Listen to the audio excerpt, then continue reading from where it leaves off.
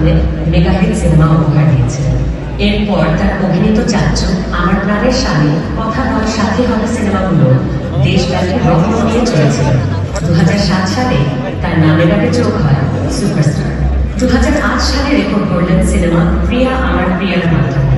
মুক্তির পরপরই সিনেমাটি শুধু সর্বোচ্চ আয় করা চলচ্চিত্র হয়ে দাঁড়ায়, প্রেক্ষাগৃহে চলেছিল মাসের পর মাস।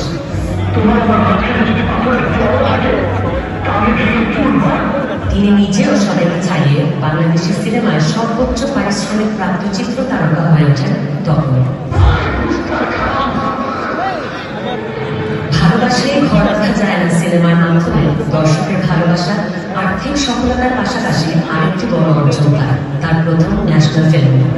পরবর্তীতে একটানা প্রতি বছর 10 থেকে 12টা করে সিনেমা মুক্তি পায়। এমনকি ঈদে একসঙ্গে 5টি সিনেমা মুক্তি পেলেও সবগুলো ব্যবসায়িক সাফল্য। 2014-তে তিনি নতুন উদ্যোগ নেন, হিরো দ্য সুপারস্টার। নিজের প্রযোজনা, নিজের চেতনা এবং প্রথম স্ট্রাইকে 6 মিলিয়ন।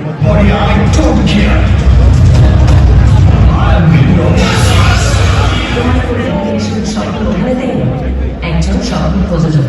ভারত বাংলাদেশ যৌথ প্রযোজনা 2016 সালে করেন শিকারি, তার ক্যারিয়ারের অন্যতম প্রশংসনীয় এবং বাণিজ্যিকভাবে সফল সিনেমা,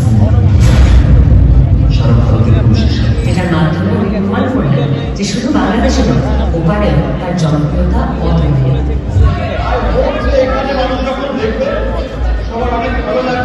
তার 1 বছর পর 2017-তে ওনার জীবনের অত্যন্ত চ্যালেঞ্জিং সময় স্বস্তি আনে বাবা, ঢালিউডের ডিজিটাল যুগের ইতিহাসে সবচেয়ে সফল সিনেমা।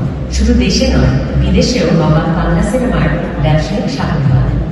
তারপর এলো একটার পর একটা আরো অনেক হিট, প্রিয়তমা, রাজকুমার, তুফান, বরবাদ। যেই নামই বলি না কেন, বাংলাদেশের সিনেমা স্ক্রিন থেকে মাল্টিপ্লেক্স সবখানেই তার দাপট অব্যাহত।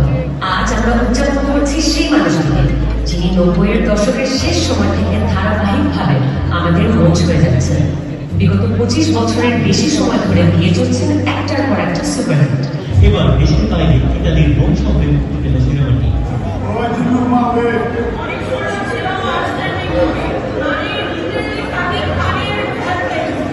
এবং গত কয়েক বছর ধরে তার সিনেমাগুলো নর্থ আমেরিকা, অস্ট্রেলিয়া, ইটালি, মধ্যপ্রাচ্য, মালয়েশিয়া সবখানে উৎসব আমেজে উপভোগ করছেন প্রবাসীরা।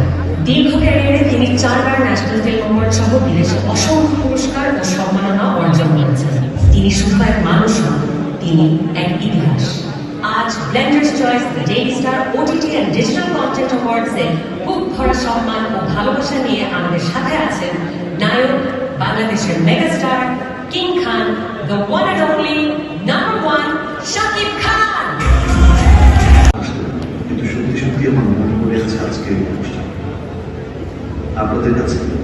ডেইলি স্টারের প্রতি আমার অন্তরের গভীর থেকে অনেক কৃতজ্ঞতা। আমার এই যাত্রায় তারা আমাকে যে সম্মান দিয়েছে সেটা সত্যি আমার জন্য অনেক বড়।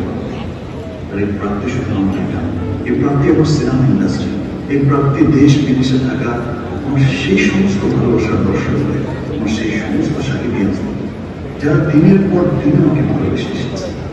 আর আপনাদের এই ভালোবাসাই আমার সবচেয়ে বড়